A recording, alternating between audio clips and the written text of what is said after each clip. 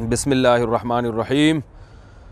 آج ہم ذرا مسائل کا حل کا جواب تھوڑا ٹیکنیکل اسٹائل میں دیں گے، کیونکہ سفر میں ہوں۔ یہ سڈنی ہے جس کا بڑا اچھا نظارہ ہے، یہاں پہ آپ کو مسائل کے ساتھ ساتھ تھوڑا سا آپ کا انشاءاللہ نظارہ بھی ہو جائے گا۔ 15 مارچ ہے آج، 15 مارچ ہے 14 ہے آج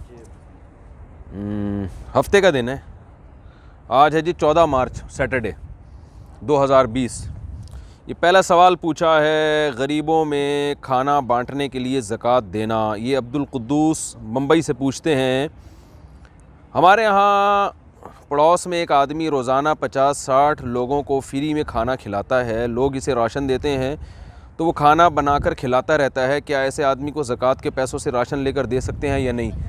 نہیں جی، اس طرح زکوٰۃ ادا نہیں ہوگی، کیونکہ زکوٰۃ میں کسی کو مالک بنانا ضروری ہے۔ آپ زکوٰۃ کے پیسوں سے جب کسی کو کھانا کھلائیں گے تو وہ فقیر چونکہ کھانے کا مالک نہیں بنتا، اس لیے زکوٰۃ ادا نہیں ہوگی۔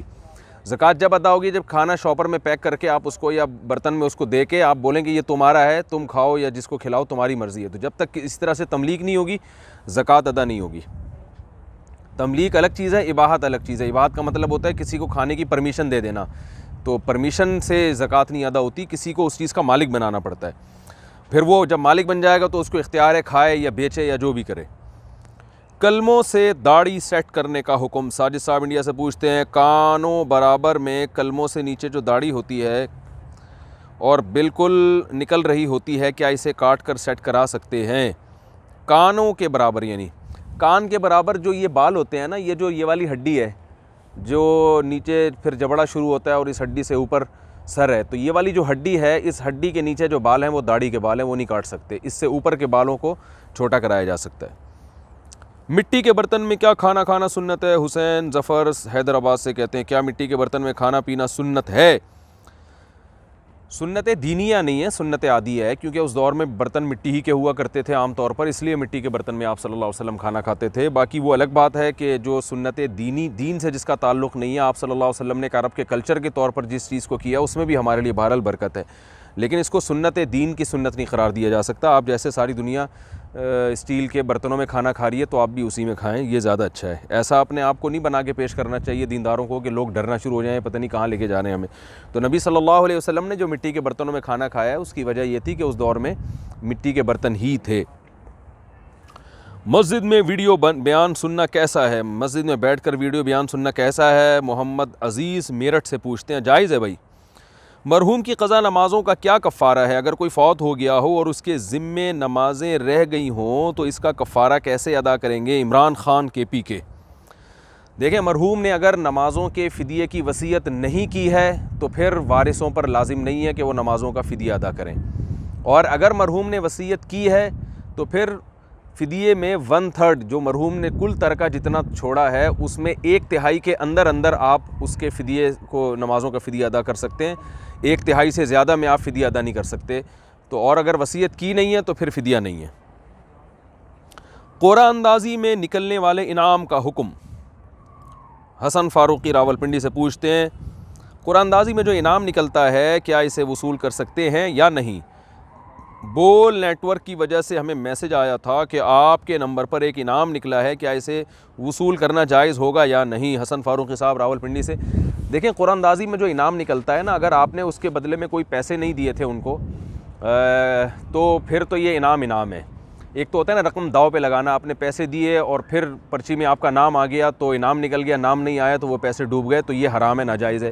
اسی طرح بعض دفعہ آپ کوئی سروس کسی سے حاصل کرتے ہیں یا کوئی چیز خریدتے ہیں، تو جب آپ کوئی چیز خریدتے ہیں تو اس کی اگر مارکیٹ ویلیو کے حساب سے خرید رہے ہیں اور اس میں انعامی اسکیم بھی ہے، انعام بھی نکل رہا ہے تو بھی ٹھیک ہے۔ لیکن اگر کوئی چیز 5 روپے کی ہے اور آپ اسے 20 روپے کی خرید رہے ہیں اور اس لیے خرید رہے ہیں کہ ہو سکتا ہے انعام نکل آئے، تو یہ جو اضافی 15 روپے ہیں یہ جوا کہلائے گا، یہ ناجائز ہوگا۔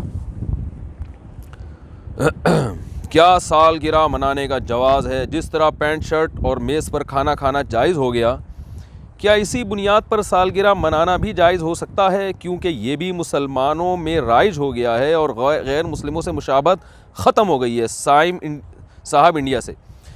دیکھیں، پینٹ شرٹ کے ناجائز ہونے کی وجہ غیر مسلموں سے مشابہت تھی، اس طرح میز کرسی پہ کھانا کھانا بھی، اب چونکہ وہ مشابہت ختم ہو گئی تو یہ چیزیں بھی جائز ہو گئی۔ لیکن سالگرہ صرف اس لیے ناجائز نہیں ہے کہ غیر مسلموں کا تہوار ہے، یعنی غیر مسلموں کا طریقہ ہے، بلکہ یہ ایک بالکل اللاجیکل چیز ہے اور یہ شریعت کے مزاج کے بالکل خلاف ہے، کیونکہ جب آپ کی ڈیٹ آف برتھ آتی ہے تو آپ موت کے 1 سال قریب ہو چکے ہوتے ہیں، آپ کی زندگی میں 1 سال کم ہو گیا ہوتا ہے، تو اس موقع پر خوشی منانا یہ پاگل پنا ہے اور بیوقوفی کی بات ہے، اس کی کوئی تک بنتا نہیں ہے، بلکہ آپ موت کے قریب ہوتے جا رہے ہیں اور آپ خوشی منا رہے ہیں کہ میں، یعنی زندگی 1 سال آپ کو ملے گی تو آپ کو خوشی منانا چاہیے نا، آپ کی ملی تھوڑی، آپ کی تو زندگی کم ہو گئی ہے۔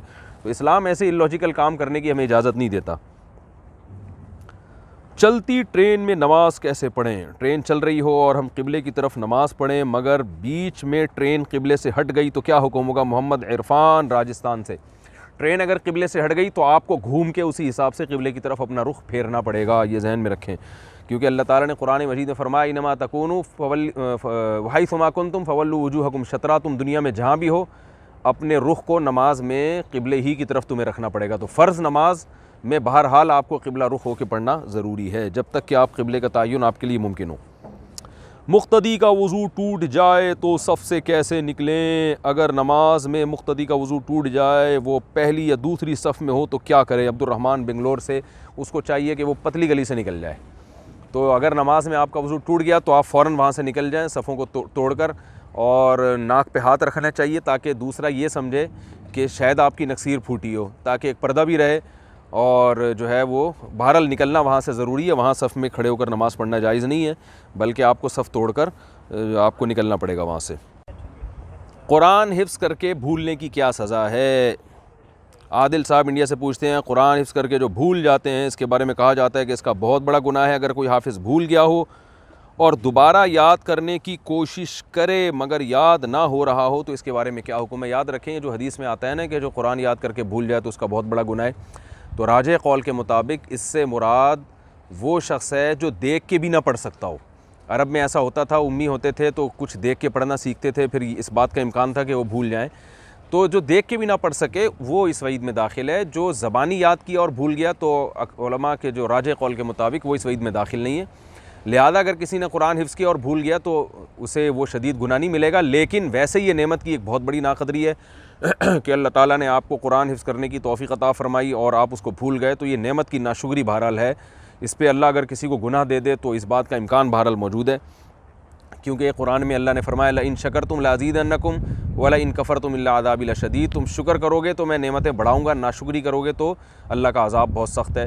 تو اس بات کا امکان ہے، میں یہ نہیں کہہ رہا کوئی حدیث اس بارے میں موجود نہیں ہے، تو اس لیے فکر اسی کی کرنی چاہیے کہ جب یاد کیا ہے تو اس کو یاد رکھیں، لیکن اگر کوئی یاد رکھنے کی کوشش کر رہا ہے پھر بھی یاد نہیں ہو رہا، پھر انشاءاللہ اس میں کوئی حرج نہیں ہے، وہ اس کی تکلیف سے باہر کی چیز ہے۔ سنت غیر مؤکدہ پڑھنے کا طریقہ کیا؟ سنت غیر مؤکدہ کے پہلے قاعدہ میں اتحیات کے بعد درود شریف اور دعا پڑھنا لازم ہے؟ مروت صاحب حیدرآباد سے۔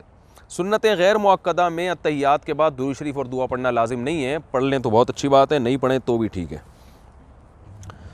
ہاں بھائی، اسلام میں جمعرات کی فضیلت، اسلام میں جمعرات کی کیا کوئی فضیلت ہے؟ نیز کیا اس کی جمعے سے زیادہ فضیلت ہے؟ شاکر صاحب انڈیا سے، میرے علم میں کوئی ایسی حدیث نہیں ہے جس میں جمعرات کی کوئی فضیلت وارد ہوئی ہو، تو اس لیے جمعرات کی کوئی اضافی فضیلت میرے خیال میں تو نہیں ہے۔ کوئی اگر آپ کے پاس کسی کے پاس کوئی حدیث ہو تو ہمیں بتائے۔ اسلام میں جو ہفتے میں 7 دن ہیں ان میں سب سے زیادہ فضیلت والا دن جمعہ ہے، باقی سارے دن برابر ہیں۔